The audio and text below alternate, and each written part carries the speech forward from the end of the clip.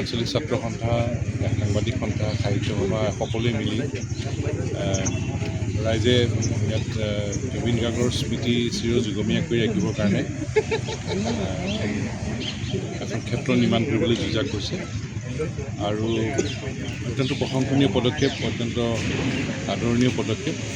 আৰু আমি ভাবোঁ যে এই ক্ষেত্ৰৰ জৰিয়তে প্ৰজন্মই জুবিন গাৰ্গৰ চিন্তা, সৃষ্টি, অসমক মনে প্ৰাণে ভাল পাই অসমক সন্মুখৰ পৰা নেতৃত্ব দিয়াৰ তেখেতৰ যি প্ৰকাশ, এই সকলো কথা ইয়াত উচিতভাৱে প্ৰতিফলন ঘটিব, সেই কথাই মই মনত আশা কৰিছোঁ।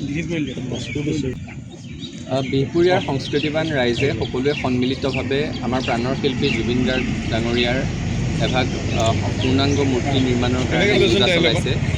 আজি প্ৰতিমূৰ্তিস্থলীত আহি আমাৰ উপস্থিত হোৱাৰ সৌভাগ্য হ'ল। বিহপুৰীয়া আঞ্চলিক ছাত্ৰ সন্থাই উদ্যোগ লৈছে।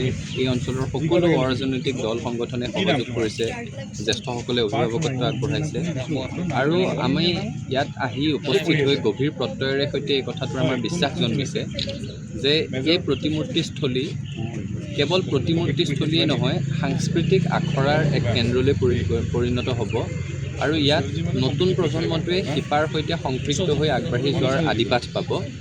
এই উদ্যোগ গ্ৰহণ কৰাৰ কাৰণে বিহপুৰীয়া আঞ্চলিক ছাত্ৰ সন্থাৰ শলাগ লৈছোঁ আৰু বিহপুৰীয়া আঞ্চলিক ছাত্ৰ সন্থাৰ লগতে ইয়াৰ স্থানীয় দল সংগঠনসমূহক তেওঁলোকৰ অভিজ্ঞতাৰে সৈতে অভিভাৱকত্ব আগবঢ়োৱাৰ কাৰণে বিহপুৰীয়া অঞ্চলৰ জ্যেষ্ঠ লোকসকল, আই মাতৃসকল সকলোৰে প্ৰতি আমাৰ কৃতজ্ঞতা যাচিছোঁ।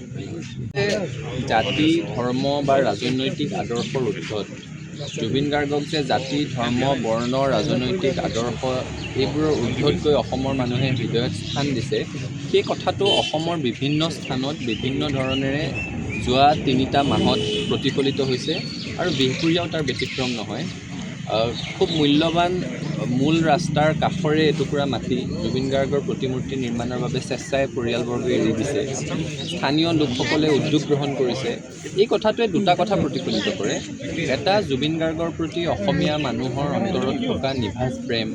দ্বিতীয়তে, বিহপুৰীয়া অঞ্চলৰ ৰাইজৰ নিজৰ মাজত থকা আত্মীয়তা। কাৰণ কোনো সংগঠনৰ আদৰ্শৰ ঊৰ্ধত গৈ, জাতি, ধৰ্ম, বৰ্ণৰ আদৰ্শৰ ঊৰ্ধত গৈ, ব্যক্তিগত লাভ, স্বাৰ্থৰ সকলোৰে ঊৰ্ধত গৈ জুবিন গাৰ্গৰ স্মৃতিত সকলো সমবেত হৈছে, একত্ৰিত হৈছে। এই ধাৰাটো অনাগত কালতো অব্যাহত থাকক আৰু বিহপুৰীয়াই এটা চানেকি দেখুৱাওক, সেইটোৱে আমি আশা কৰিম।